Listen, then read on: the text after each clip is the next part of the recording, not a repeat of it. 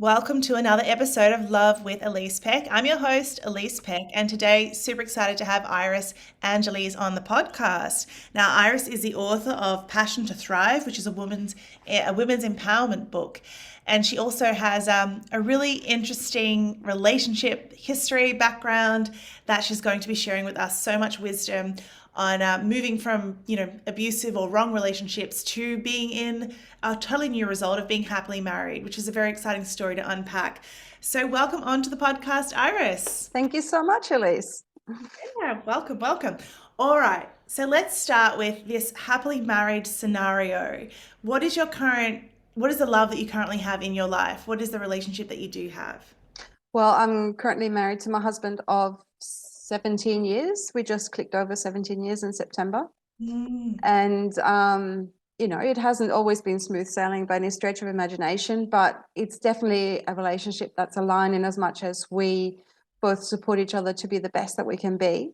If there's something that comes up, we manage to resolve it. And I think that's a pretty good space to be in a marriage. Mm. The happily ever after that Hollywood likes to kind of pretend happens. I don't think anybody really gets that, to be honest. So, what is your favorite thing about being um, in this relationship? Like, what's your favorite thing Mm. about this 17-year relationship? I love that I have somebody that I know has my back unconditionally. Like I've got this team member, I can totally rely on him being on my team. And, if he doesn't agree with something, he will kind of pull me up later and say, hey, what you said there didn't quite sit right or whatever. But, it's kind of my husband and I, we're on the team and we know that um, we do support each other. And then it's not a case of, I know, like before you get married, you have this idea, this is what it's going to be like. Um, but life evolves, and as you evolve and you both change, the important thing is not to kind of think that you know the other person, because the moment you do that, you put them in a box and then you see them through that particular lens rather than the person that they are today. They're not the person they were 10 years ago, they're the person they are now. Mm. And I think that's a really important feature in a marriage as well, to actually allow the other person to be and evolve who they're being and evolving right now. It's like a constant curiosity. Instead of just making a decision and putting them in a box, you have a constant curiosity of their unfolding. It Mm. reminds me of this quote I once saw. It was like, to love someone long term is to attend 1,000 funerals of the person they once were. Like essentially, yeah, they're just always going. If they've got growth mindset, and a willingness to learn, that they will be always evolving. So I love that you've come in powerfully with that point. Mm. Important one. So then I would love to know about your mindset right before you met your husband. So something I like to study is there a common theme of an energy that people are in right before that draws to them the love that they want? And so my curiosity really is around, were you actively seeking this relationship? No. In fact, I think 3 months before, it's quite a cute story. Do you want the long version? Go for it. Okay, cool. So I had 3 months before I met my husband for the first time. I had just come out of a relationship and I was like, that's it. I am done with relationships. I'm gonna stay single. I'm not totally not heading that way. You probably hear that a lot. Yeah. And um, and then the funny part of the story is that I went to stay with a friend of mine, and her boyfriend had been saying to my now husband, "Oh, Iris and you would be just fantastic together." But she's getting some dropkick, which I was. Um, and he wanted to put us together in this blind date. So him and his girlfriend and my now husband and myself. And my girlfriend at the time said, well, this other person who's also a friend had a birthday that day and he was definitely going to be invited. So it wasn't quite a blind date. And I very much on purpose sort of sat as far away from him as I possibly could be, because I was a 21st century woman and I was not about to be told who to date, right? So we did, like there wasn't really any connecting happening at that point. And then 3 months later, I was going to house and dog sit for my friend over Christmas because she was going away to visit her family. And I had invited a friend to come along, and she cancelled at short notice. I was like, okay, well, I might be a woman of the 21st century, but Christmas on a little bit rough because I live in Australia now, and I'm from Europe, so all my family are in Europe. So I rang my friend and said, so who can I spend Christmas with? And she said, well, you could spend Christmas with, my boyfriend, which I felt was going to be a bit complex, or you could spend it with, my employee, my associate, which is my now husband. And I thought, yeah, that sounds nice. So it was going to be him and his family on the beach. Perfect. So the part that I didn't know was that it was him, his brother, his wife and kids, and his wife entire clan. So like 30 or 40 people there, which was a bit Second, overwhelming. hang on a second. So this guy was married and you were dating someone and your friends anyway were like, no, you two are meant to be together. Let's just make this happen, even though you're both in a relationship. They're like, screw it. These two are a match. Let's just keep. No. At this point, neither one of us was in a relationship. So I Oh, must have been telling what do you mean his wife was there then? the brother's wife, so his sister-in-law. Oh, I missed it. So my husband, his Yeah. brother, my Okay. husband's sister-in-law, Yeah. and their family. So no, my husband wasn't in a relationship when we met, Okay. All and right. I wasn't either at that point. Like I'd broken up. Dropkick had gone. The Yeah. drop kick had Yeah. gone. Yeah, the drop kick had been kicked to the curb by then. Yeah. Got it. Um. Yeah. So and so he came to pick me up, and I remember opening the front door, and I smiled at him, and I felt him fall in love with me at that point in time. Wow. So that was whoa, okay, right Hang there. on, tell us about that feeling. What, Um, any more words you can give to that? it's a tricky one. It was kind of it feels like this change in your energy field. Um, I can't quite describe it any better than that. It was I don't know, like an opening up. I don't want to say explosion because it wasn't that big, but like it was like a definite shift that happened right then and there.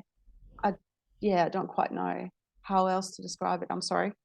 No, it's perfect. Um, It's perfect. So just an indescribable moment of you felt, oh my gosh, I think he loves me, mhm. but you didn't have that sensation. No, I was not there at that point yet. So we went and had Christmas on the beach with the entire clan. And then he invited me over for some lunch the next day, so Boxing Day. And I was like, oh yeah, sure. I didn't know it was a date. And then we'll catch up virtually every day, except I think it was on the 27th or something of December. He said, oh, so do you wanna come have lunch with me again? Because he was working. I said, no, I have a date. So, so this man that I'd met at a dancing function just before Christmas, he said to me, "Oh, I want to have a date with you." I was like, "Oh, okay. I'll be back from my holiday, in a couple of weeks' time." He's like, "No, no, no, no, no, no, no. This has got to happen like soon." So I'd actually arranged to have this date with him, and I just feel my husband's face kind of go, oh, you know, when I told him about that. Anyway, so it turns out that like we had already traveled a very long way in a very short period of time. So that when this other man came along, I was like, yeah, this isn't going nowhere. I can just tell that this has got not doesn't even have the potential for the depth I already have with my new love interest. So we got together on the 29th of December officially. And then he proposed on the 22nd of January, and we got married on the 1st of September. So once we hit the road, we hit the road hard. Love it. I love it. Hang on, can I ask this whole scenario of you being like, I'm done, and then you meet a guy, he instantly falls in love with you, and then some other guy's like, no, I immediately have to have a date with you. Was this a normal trend in your life, or is this a new energy that came through just at this point? Like, was that normal for you to have uh, guys originally trying to lock you down or have dates with you up to that point? Probably, except I probably didn't notice as much because I was, generally seeking to be in a relationship. So you were sort of yearning for it, so it felt like it was scarce, but once you didn't need it, it was like, oh, it's effortless because you. No, I always managed to get myself into relationships fairly quickly after I left one. Okay. So it was easy to get into relationships. Yeah. What do you think Yeah. has made that easy for you? I don't know, like, when I was younger, I was pretty good looking for one. And you know, being a professional woman, I guess, there's a few, a few boxes ticked there. Um, So you were always pursued. People were always yeah, asking you. So you weren't convincing people to be with you. You were always someone that people were pursuing. And when you say yeah, professional woman, were you doing work that you enjoyed? yeah, yeah, yeah.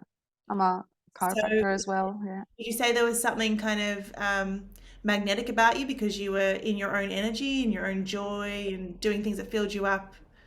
Like, Good question, Elise. Let me just think about this.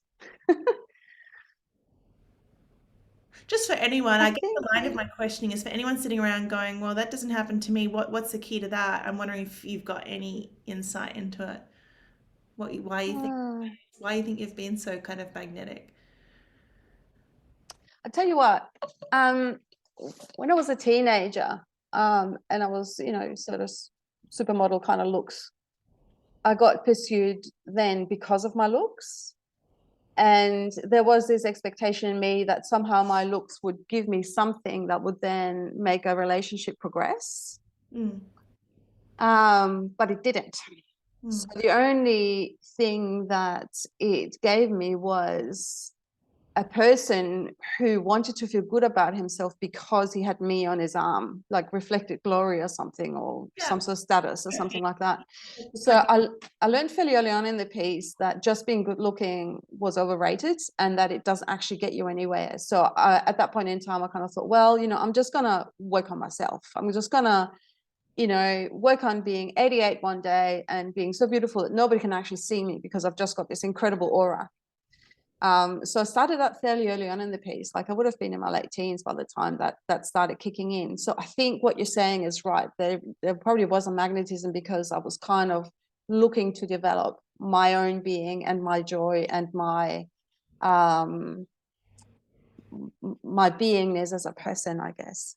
I love this. I love this epiphany that being good looking is overrated. I love that. I think it's a really important message Mm, because sometimes when people are analyzing what they're doing wrong, they clutch for reasons and sometimes they land at that reason. Well, maybe if I was hotter or prettier, or maybe that person's getting relationships because but there are so many like really attractive people that don't get relationships. Like it's really not like the key to getting the love that you want. And I think a mm, lot of people think that it is. And I love that you had that epiphany of, well, it was attracting in something, but that something was not quite what I wanted. Um, mm, I wanted someone that loved like my inner world, my soul, like something deeper and more timeless than the looks. And I think mm-hmm, that's a really great message, especially if any teenage girls, because that's when the hormones and the insecurity really peaks. If they're listening in, um, I think it's a really good one. I've got to say, I had like a similar epiphany. So back then, when I was a teenager, I did like dance modeling and this sort of stuff, and I like strategically tried to not be too good. I would not wear the makeup. I would try to make myself look dorky and unassuming, mm-hmm. because I I didn't rate getting someone in just because how I looked because that was too much pressure. I'm going to get old. Do you know what I mean? I'm like, Yeah, yeah, yeah. like I'm not going to look good. Like I totally hear that and I resonate. And I think it's kind of cool to have two people say, yeah, being really like, I said it the other day on a podcast that I recorded myself. I'm going to say it again. It was like that Zoolander line, like there's more to life than being really, really, really, really good looking. It's not all it's cracked up to be, but it will make an industry a lot of money if you believe it, That's right? If you exactly believe right. Yeah. you've got to buy makeup and you've got to do this and you've got to have that nip tucked and whatever, you're going to be putting a lot of money in a lot of people's pockets. But to get the love that you want, I truly believe it's an energetic thing, which is why I ask Mm, about mindset, which is why I ask, what were you enjoying? Were you in alignment? Were you fulfilled? What was your energy? Because mm, from everything I've seen, I've really come to believe so much more to do with the energetics than the looks. I love that. All right, so you had this magnetism and you had this epiphany quite young, and you started working on your own self. Um, And then it sounds like you had to grow a lot through difficult relationships, which led you to the point of saying, I'm done with relationships. Relationships suck, in my word. Not yours, Yeah. but like, maybe like being good looking is all it's cracked up to be. Maybe relationships aren't all they're cracked up to be. Try no. And then, so what was it about this dynamic with, if you were done, why you end up married like within 9 months? How do you go from that to, to there and then 17 years later? Well, I don't know. Like I met him, and when it clicked, it really clicked. And like they say, when you know, I subscribe to that. Like it was kind of there was no doubt whatsoever. In fact, I told him a week before he proposed to me that I wanted to marry him. So that was like 2 or 3 weeks after we got together. I just knew. Mm. Um, so yeah, what changed? I guess like ultimately I wasn't really done with relationships. I was just done with the kind of relationships I'd been in until that point. So I was done with um, being in a relationship for relationship's sake. That was kind of where I drew the line. I wasn't averse to the idea of being in a good relationship. Um, so I don't know if that answers your question. That's great. I'm wondering what, in your books, what makes a relationship a good relationship? We've already talked a little bit about that. Like obviously there's love, right? And an appreciation of who the other person is and what I bring to the table. So what I love about my husband is that he's a very unusual man, especially for Australia, in as much as he really likes, loves, and respects women, and he really sees women as equal and as somebody who has a lot to offer, like personally, but also on a societal level. And he's a feminist in a way, like he really thinks that, it's about time that women had a red hot go because, the dudes haven't done too good a job so far kind of thing. So I really like that about him, that he, like it's nice to be with a man who really appreciates, what a woman generally brings to the table as opposed to what she looks like or whatever. Um, And what else makes a good marriage? That was what you asked, didn't you? Um, Oh, good the relationship. thing, If you've had relationships that you didn't like, yeah, I guess like I'm looking at what is the difference? How do you know the this is good other, versus what you the had? other thing is values that really align. Like I'm a bit of a kind of environmentalist from way back, and he actually studied environmental science back in the day. Yeah, and we were both in the same profession when we met. So he'd actually, like as a mature age student at 36, gone and studied chiropractic as well. So there was a lot of alignment with that. Like in a previous relationship I'd been in, like a man I was married to briefly, like I would kind of take my bags to the shops so that I wouldn't have a new plastic bag every time I would go shopping. And he looked at me and, can't you just be normal? Whereas with my current husband, like we collect all the plastics and wash them and cleaning and hang them up and take them for reuse. And that's just not an issue because we're so closely aligned on that. So I think the single most important thing possibly to make a marriage last is the values. The values have to be really closely aligned, because otherwise you're just heading off in different directions all the time. And you might manage to travel together for a little while, but ultimately, if one of you wants, like a boat and the other one wants a garden, like it's just not going to work in the long term. Um, I don't think, because like you don't have, like there's some core things that I think that you need to have in common basically, and that something is the values.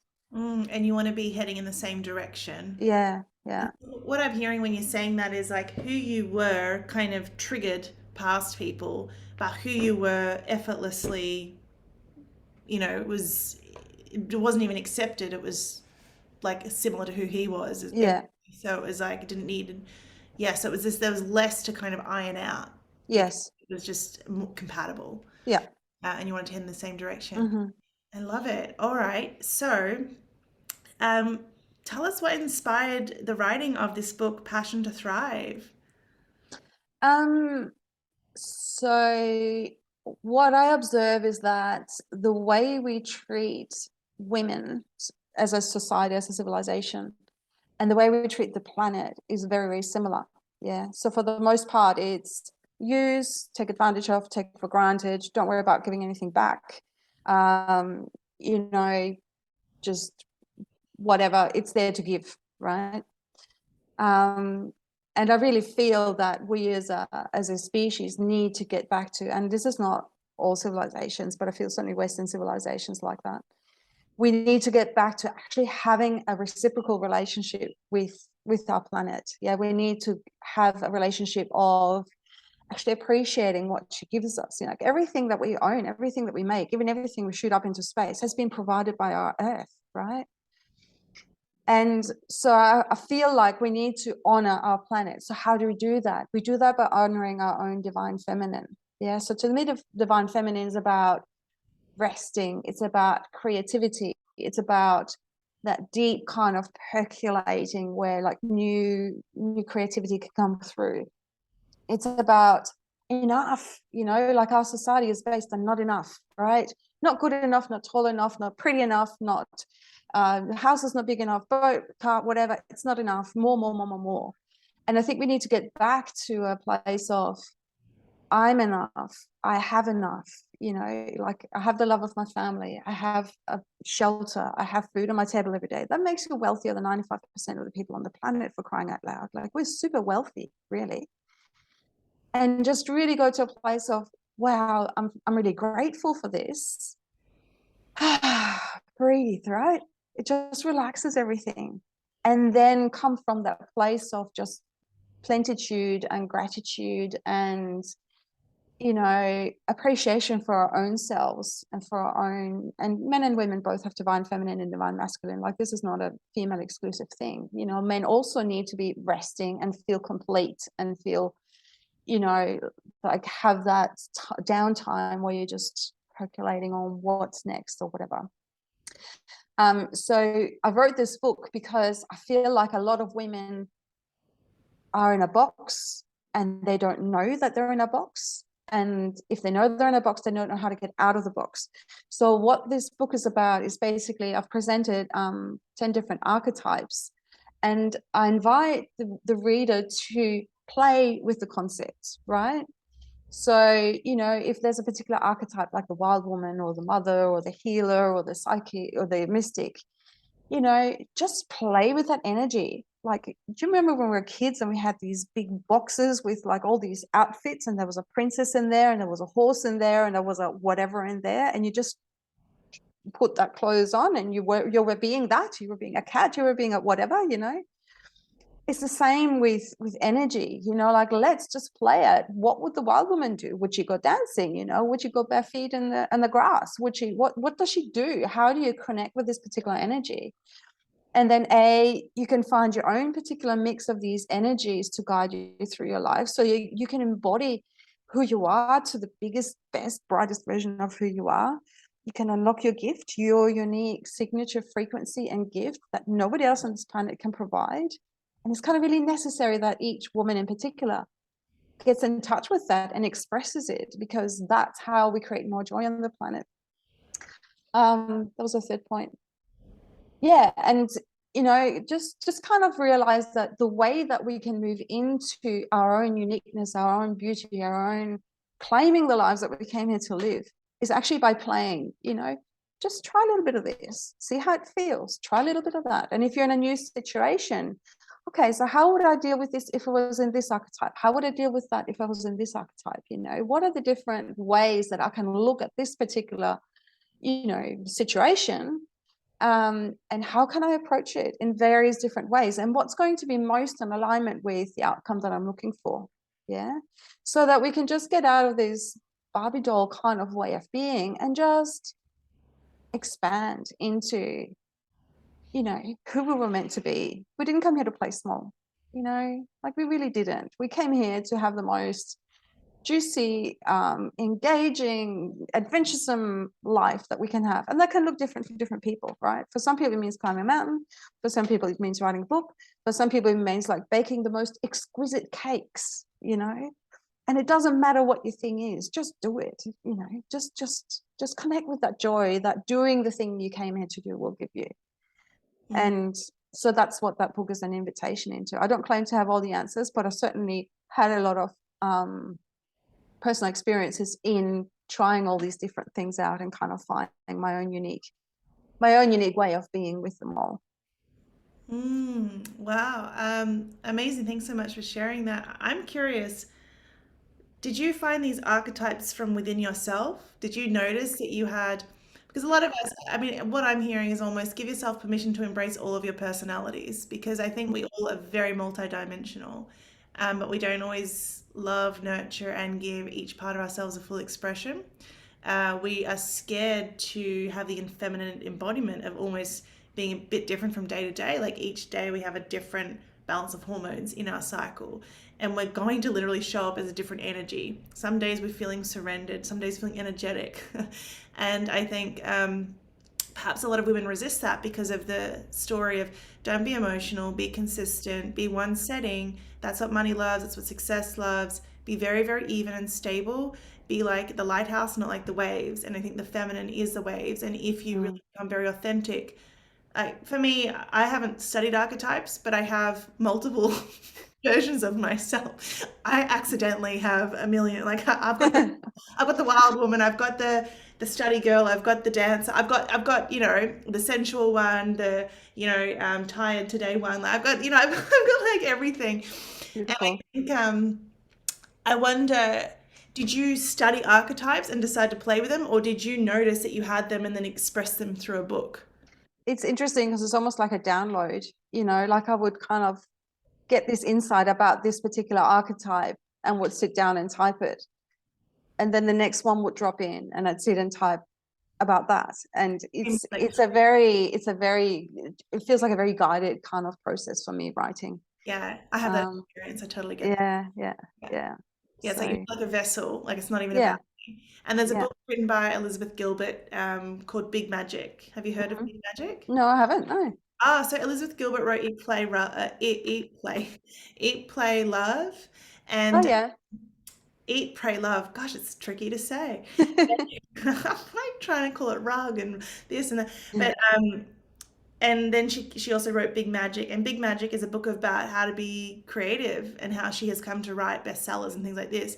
And she talks about ideas fly, and you need to be a willing vessel and to let it come through. And she gives examples of people through history that have spoken about this. And she gives examples of Michael Jackson and Prince, both believed that they had to act on ideas because they didn't act on the idea that it would fly to. Michael would call up his producer, we've got to have fireflies. If we don't have fireflies, Prince is going to get the idea, Prince is going to have fireflies. We've got to execute. The idea will tap me on the shoulder. If I'm not a worthy vessel, it'll go to someone else. And very Mhm, highly successful people have this thought.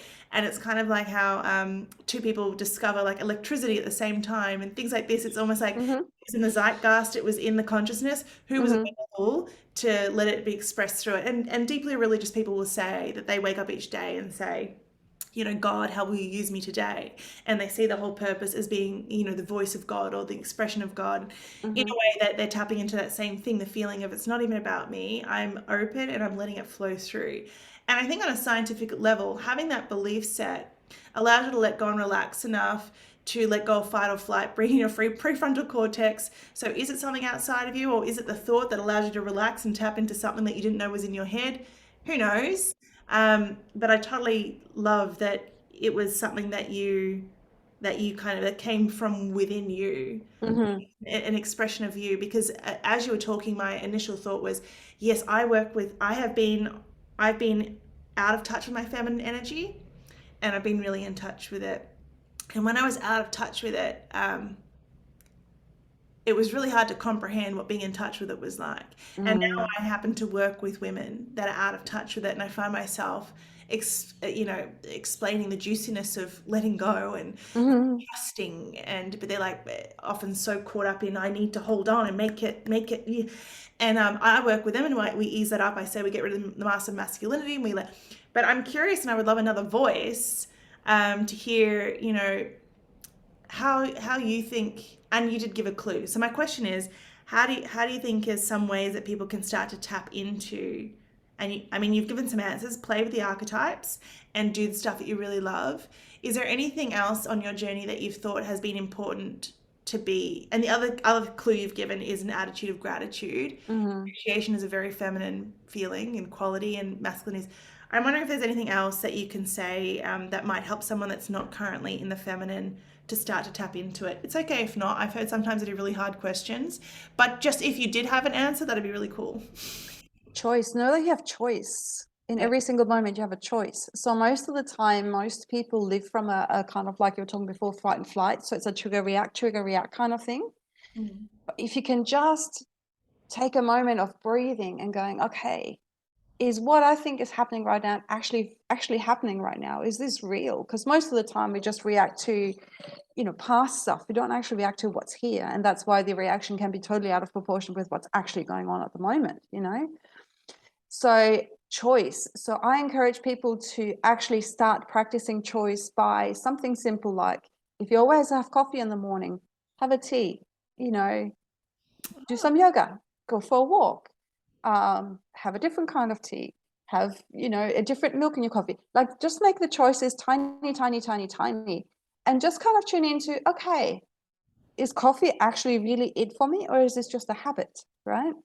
If Mm. I then go and put a slightly different variant just on that tiny little morning routine and I have something different, how does that actually change how I feel about myself on my day? Mm. So just even tiny, tiny choices actually make it easier to remember down the track.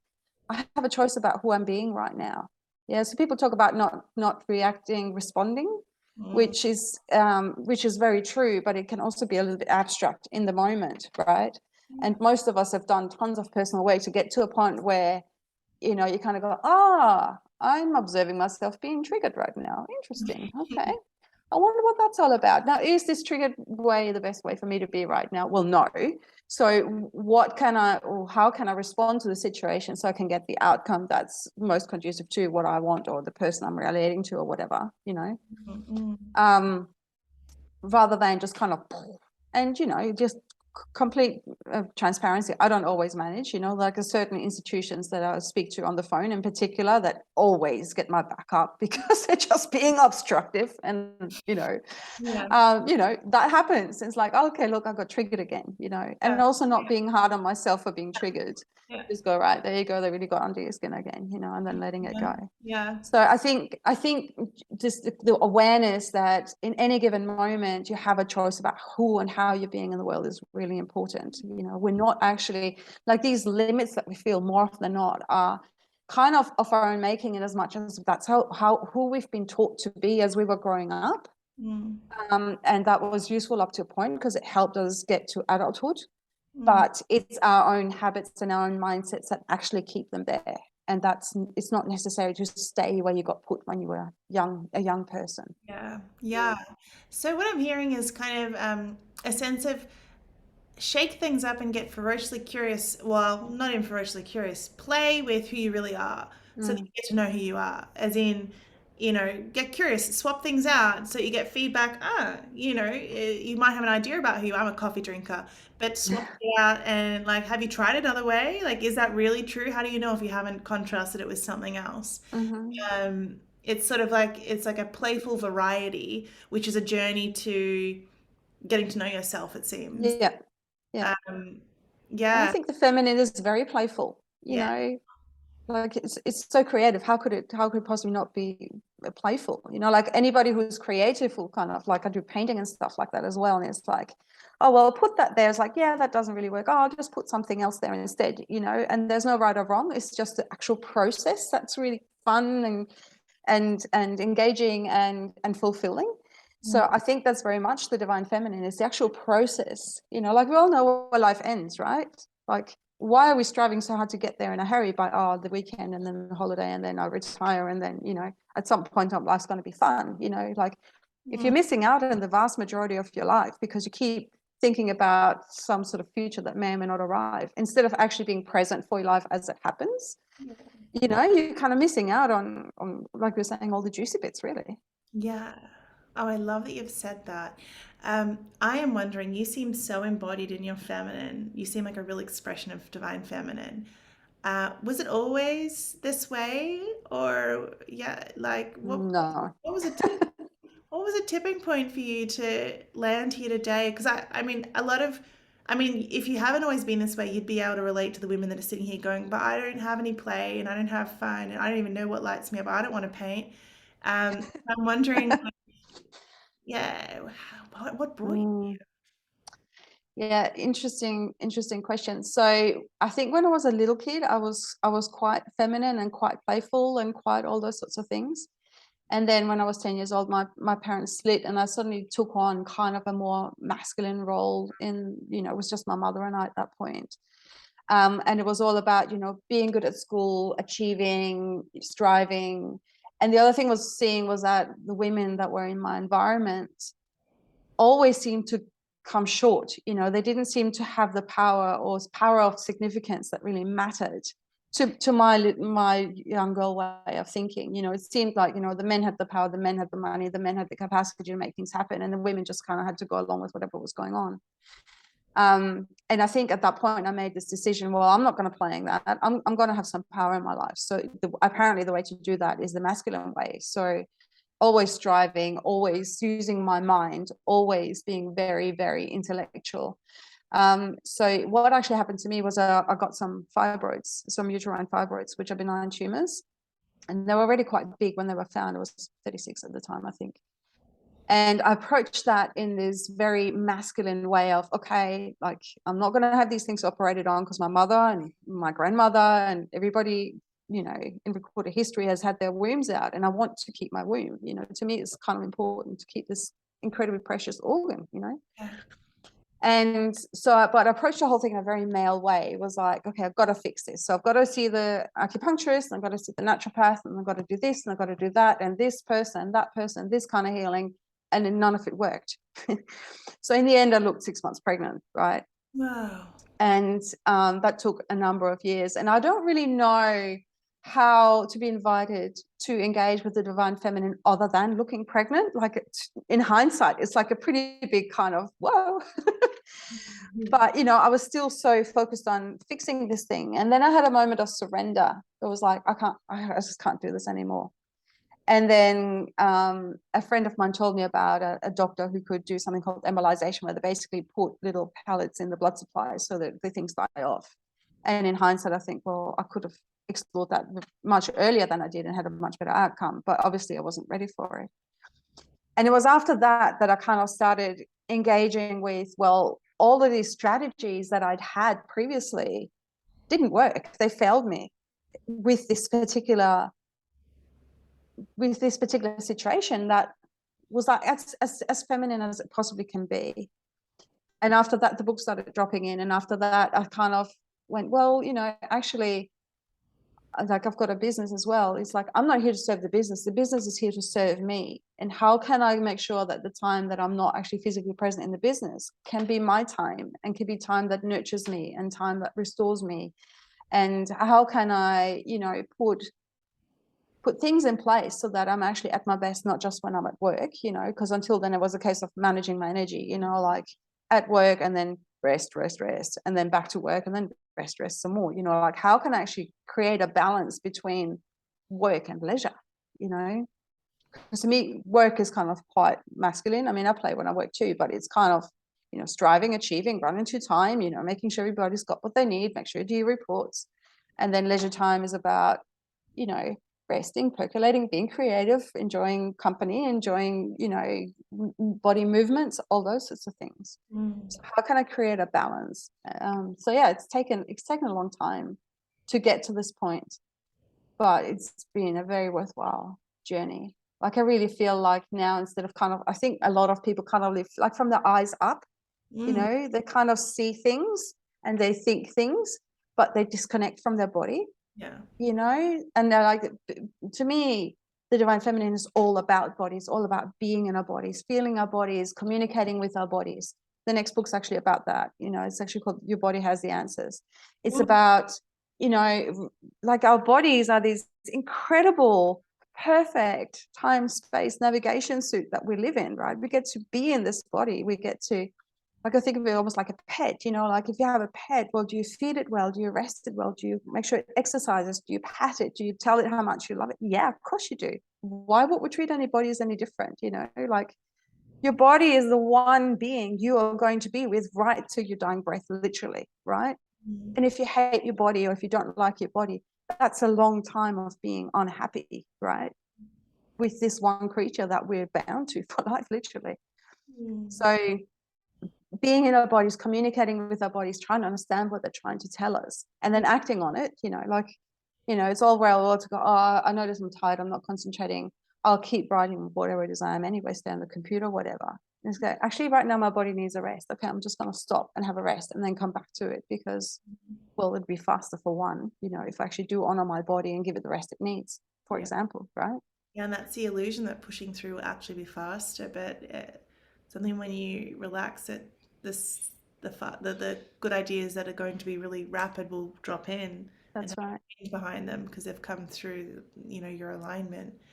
Um, I really love this. It's really weird timing. I literally was in this Zoom room and ended a client call and then welcomed you in, and the client I was just talking to was pretty much all about talking about the importance of listening to our body and Mm. connecting to the wisdom of our body.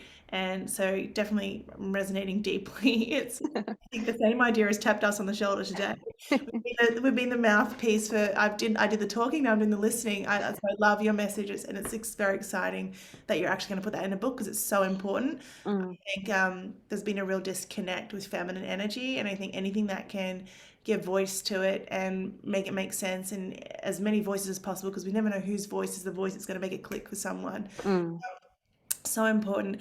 I would just love to ask, before we wrap it up, um, what does the word what does the word surrender mean to you? I am a huge fan of surrender. In the book, in my book, my chapter, it opens up with all the magic is on the other side of surrender, and Mm. it literally just demonstrated that. I surrendered, and then I got the cure, and then a book came out, and I'm like, but some people have weird energy around the word surrender. They equate it with quitting or giving up. Uh, Mm. and so I would love your interpretation of what surrender means to you. Well, I feel like if there's if somebody has a problem with the term surrender, what they're coming from is their ego, which is mostly fear-based. Yeah. If you have a functional ego, great. But most of us have dysfunctional egos and they're basically fear-based. Mm. It's kind of like they're trying to keep us safe all the time when there's nothing to keep us safe from. So in doing that, they actually limit us and keep us small. Um, so if there's a sense of I don't want to surrender because that's quitting, that to me is like an ego setup. When I talk about surrender, it's actually surrendering to the greater role, like we talked about before, being a vessel.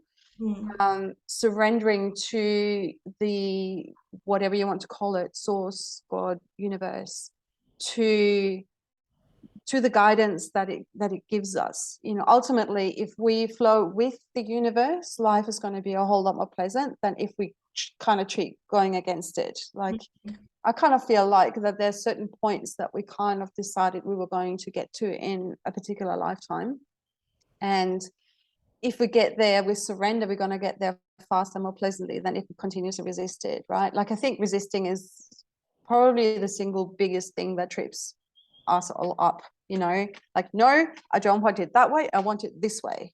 It's Yeah. like, well, yeah, but actually if you went this other way, chances are other doors would open and things would be bigger and more magnificent than you could ever possibly create by your own little self. Does that make sense?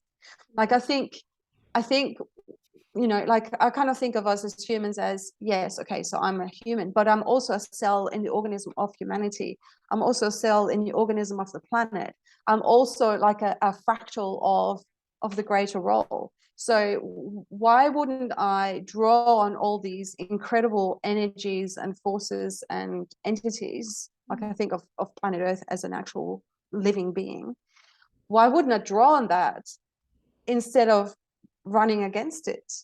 Like Mm, it makes no sense. And to me, that's what surrender means, is like, okay, well, my body has now been telling me for years that this particular approach doesn't work. Okay, so I needed to surrender, go, okay, so everything I've done so far, all the money, time, energy I've spent into curing this mm, hasn't worked. So mm, clearly my approach doesn't work. What can I now do that's different? And then, like you said, the answer dropped in, you know.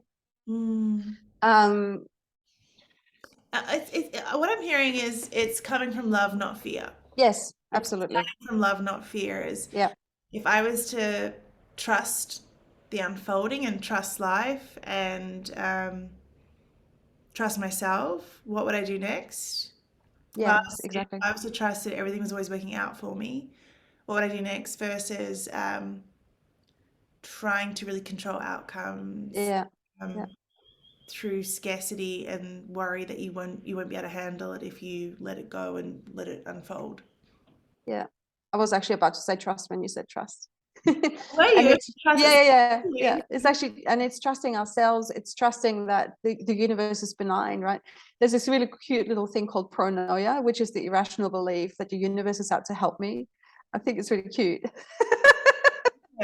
One of my favorite things is everything is always working out for me, and I'll use it a bit. And if I lose my way, I'm like, Elise, come back. Everything's working out for me. Everything is always working Yeah. out for me. Feels so good to say it. But that's my anchor back into trust. Yes. Yeah. And also trusting that, you know, if I say, oh, okay, I want a car, and if I've got to kind of effort and make it happen, it might be a crappy little 20-year-old car. Yeah. Whereas, you know, I've got, can I tell you a story of how I got my dog? Oh, I'd love to hear it. Yeah. I love this stuff. Yeah. So I you know, we bought the house and thought, okay, it's time to get a dog, because like rental and dogs is a bit tricky. Yeah. And we'd literally been to the pound and gone, oh, and I was like, oh my God, I want to take them all home, of course. That being me. And we're like, oh, well, we better go home and put a fence in before we get the dog. And then, so that was on a Sunday.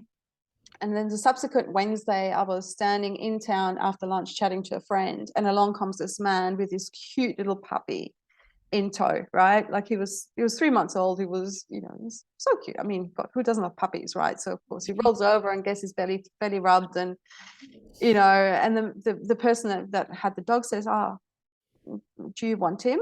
I was like, pardon, you know. And he says, do you want him? I'm homeless, I've been moved into a motel, I can't keep the dog. And I was like, I'll just call my husband, you know. So I called my husband. He goes, well, yeah, I guess so, you know. So that was the day I came home from lunch with the dog, you know. And it was literally a case of, you know, kind of saying, okay, we're ready for a dog, and the dog just arrived. You know, I didn't even like the previous dog I got from the RSPCA, and I was saying, look, it's just not right. I paid $120, meaning that's not a whole lot of money. And I got unconditional love for this money that I spent, you know, like how can you even wrap your head around that? And then I got the next dog for free. You gotta love how the universe works. I love it. I love it. It's so cool. It's like ask and it is given, but key is you've got to trust. Yeah, Do you mind if I quickly share a similar sort of story that not at all. demonstrates surrender versus force? So earlier this year, we wanted to move into a bigger home. Mm-hmm. Time, got two children, needed a bigger home, needed an office, etc., etc., needed more bedrooms. Um, and I was like, that's what I want, and I want it now. And so I found a place, and my husband didn't really like it that much, but I went to work like, you know, almost trying to convince him, and then I even forced myself into surrender on the topic so that he would come around. Like I kind of know them, I know the energetics of getting a result. But at the end of the day, I had to think my way through and I had to get myself into belief, into surrender, and I was really driving this thing, and I was trying to make the outcome happen. I really was. I wanted that outcome. I was going to make that happen. And we moved into this house, and what I thought was the dream house turned into an absolute freaking nightmare. We didn't know we were going to have this neighbor live next door, and he would have really aggressive phone calls. And oh my gosh, it was so stressful. I was walking on eggshells. I felt like I was in a domestic violence situation, and I couldn't relax. It was this beautiful house. It turned into a nightmare. And anyway, and so I was like, oh my gosh, oh, we need to sort of move again. And this time I was like, you know what? I'm not going to make anything happen this time. I have learnt my lesson. I'm handing it over. And my process had been very rushed and very urgent and very stressed. And this time I just said to my husband, you know what, like you choose because I chose this and I made it happen. I failed us terribly. So I'm just like handing this over to you now. And so I just let it go. And he very slowly and surely, very steady, like no urgency, like this was on the market, the one that we're in for quite some time. And he waited like a week to go inspect it. And then waited like a week and a half for me to inspect it and then waited like it was no we were just like and there was no urgency. We got here, it was like, oh, it kind of feels like this house was made for us. That's interesting. And the whole thing felt so calm. And I didn't have to make anything happen. I was just there on the ride. And so the result is it's I can't believe how good I feel in this house. And I can't Mm, believe what a difference it's making to my life. And I can't believe my manifestations and the energy I'm bringing into my business and the ideas. I got the idea for the podcast sitting up on the terrace looking at the ocean from this house. And I swear it's because of the energy that I'm in here. I feel really good and safe here. And so the result I got here was like the process. I surrendered and then I got a lovely outcome. The one I was trying to force, terrible outcome. And at life, I have to keep learning it over and over. In childbirth, oh my God, fighting the process, thinking you're surrendering, but really you're trying to carve out the outcome you want, and then just being like, oh, just let it have its way with me. And then the same with the house. So I guess that just brings a lot to life a little bit of you think that by making things happen it'll get a good outcome, but actually sometimes by just letting go and letting life guide you in a very steady, non-urgent, panicked way, gets a way better outcome. It's worth mm, a slower, more luscious pace to get to like that juicy outcome mm, than the panicked one. So yeah, mm, so that's a similar thing with like the dog is you could have gone and made it happen. Maybe it wouldn't have been exactly the right dog, and then you let life bring it to you. yeah, yeah, That's partly what happens when you're in feminine energy as well. that's right. Yeah, yeah, for Yeah. sure. Is there anything that I haven't asked you about that you really wanted to just have a chance to discuss today when it comes to love? I think the single biggest thing that I would like to tell your listeners is you're better off on your own than in a bad relationship or in an abusive relationship, which I have my fair share of. And I think one of the reasons why I kept falling into these relationships was because I was just so uncomfortable in my own skin and I didn't like myself very much. And I was looking for somebody from the outside to bring love into my life and to mirror back, yes, I'm likable and I'm, desirable or whatever. Um, but that's a real trap, like it really is that like life works like this. I'm sure you'll agree, is that you kind of get stuff in abundance when you don't really go looking for it anymore, like when I was kind of going, actually I'm just going to sit with myself, I'm just going to sit in this stuff and I'm just going to feel the discomfort of being in my skin and just allow that to be there. Like I wasn't that as clear as this about it at the time, but that was essentially what I was doing. I was being there and I was sitting with myself and I was kind of going, right, this is me right now. That's when life actually starts to flow. So like again, that's surrender too, kind of going, okay, I'm feeling this stuff, it's unpleasant, but I'm going to allow it to be there. I'm not going to resist it. And then if you do that long enough, it actually flows through you. Yeah. And then you can go back to feeling the next thing, which hopefully will be more pleasant, maybe not, but like, you know, by resisting those unpleasant emotions or feelings or thoughts or whatever it is, they actually get bigger and bigger and bigger. They kind of get more and more energy because the energy of the resisting goes into it as well then. Yeah. So if we can just, again, go back into the divine feminine, flow with life and go, okay, right now I'm experiencing something that's unpleasant, but that's actually a part of life. Like I kind of think you can't get ecstatic joy unless you're not also prepared to feel deep despair and grief. Like it kind of, it's proportional to each other. Um, But the thing is, if you are prepared to feel all of it, you're probably going to spend more time in the fun stuff because, I think our nature as human beings is to be joyful, is to be happy, is to be loving, is to be compassionate, is to be caring, is to be belonging with the people that you belong with by choice or by blood,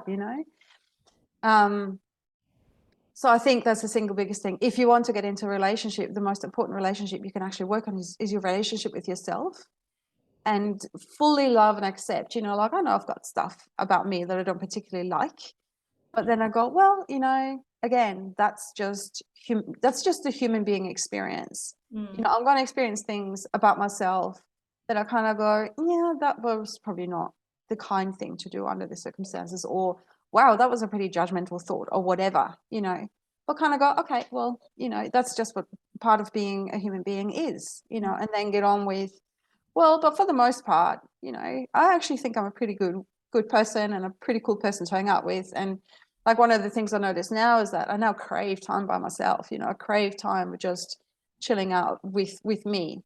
Mm. Whereas once upon a time, I dreaded being by myself because all these emotions and feelings will come up. Oh, yeah. So, like, if you want to be in a good relationship, the first most important relationship is with you. And then when you can be in a relationship or not be in a relationship and be happy either way, that's when the relationship's going to show up for you. And it's not a numbers game. It's not about, knowing X number of people. It's a frequency thing. So if you vibrate a certain frequency, you're going to be met by somebody who holds that same frequency. So right now, somebody might adore the ground you walk on, and you won't even notice because you're just not vibing on that level, So love yourself, accept yourself, enjoy your own company, and then the relationship will come. Mm. I love that. Yeah, I love that. And I love the working on yourself is not working on yourself by fixing yourself. It's working yourself by discovering yourself and then loving all the parts of yourself. Absolutely. Yeah. Yeah. Yeah. Mm. Well, Iris, it's been an absolute pleasure to have you on. How can people find your book and get in contact with you? It's your website, right? Iris Angeles. .com. Yeah. I'll pop that in the caption of this on the podcast platform as well. Yeah. Awesome. Yeah. And you can get the book by going on Amazon or Barnes and Nobles or Balboa Press. Yeah, and that was called Passion to Thrive, Mhm. a woman's, what's a It's actually Passion to Thrive, Reclaim Your Life's Purpose, Passion, Power, and Potential.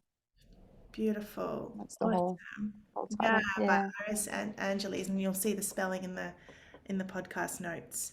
Um, is there any final words that you want to leave us with before we say goodbye, or you feel like you did the little swan song just a moment ago? I think we've covered a lot of topics very well. Actually, it's been a real pleasure to have this conversation with you. Thank you so much for the time and for the conversation. Yeah, thank you. I really enjoyed it. I think it was so beautiful to connect with your message around the divine feminine energy. And I think the more women be an embodiment of it and express that, it plants a seed that there is more to life than, before you sort of, I'll gesture for anyone, I'll explain for anyone listening and that can't see us. Before she said, everyone's living from your eyes up. Well, not everyone, but a lot of people are living eyes up. And I think just to plant a seed that maybe there's more to life than just between the ears, and there is all this wisdom in the body. And that's very exciting that that book will be coming out of you soon as well. So Mm. thank you so much for sharing a story and sharing your wisdom today.